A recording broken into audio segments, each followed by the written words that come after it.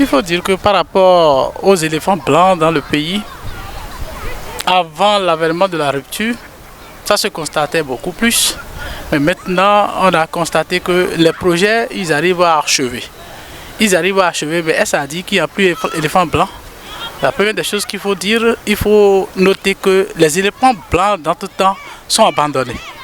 La rupture n'a pas accepté achever ces éléphants blancs pour nous permettre de bénéficier de ces infrastructures qu'on avait déjà commencé.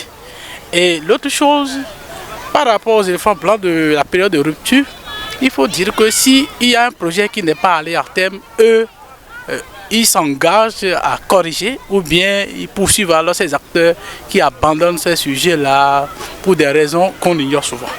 Vous avez compris. Donc ça ne veut pas dire maintenant que pendant la période de la rupture là, il n'y a plus d'éléphants blancs. Il y en a, mais c'est beaucoup plus mieux et les citoyens ont pris conscience que quand on prend un projet, il faut tout faire pour l'achever, pour son honneur et pour l'honneur du pays.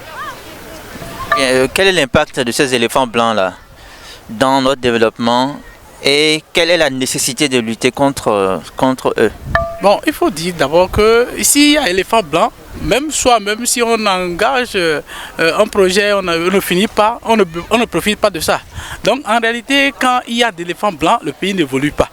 Certains citoyens profitent de la majorité de nos ressources là, ils fuient le pays ou bien ils abandonnent parce qu'ils seraient alors d'un bord politique qu'on ne peut pas les poursuivre, ainsi de suite. Donc souvent, compte tenu de ces affinités là, ils abandonnent et cela ne nous aide pas à évoluer.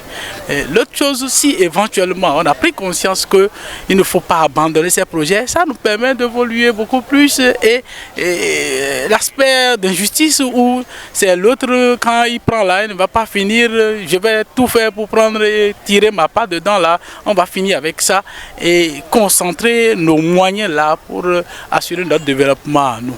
Puis ce n'est pas seulement au Bénin, partout en Afrique, hein, quand ça se constate comme ça, on n'évolue pas. Et c'est ce qui nous empêche éventuellement de se développer comme les autres. Vous avez parlé tout de suite d'amélioration. À quoi doit-on cette amélioration? Oui, quand on dit amélioration, quand les infrastructures sont sont réalisées, et il faut s'assurer que le développement est déjà garanti. Vous avez compris? Donc on ne peut pas se développer sans que ces infrastructures ne soient réalisées à terme, puisque c'est suite à un objectif donné qu'on essaie d'élaborer ces projets-là pour les conduire.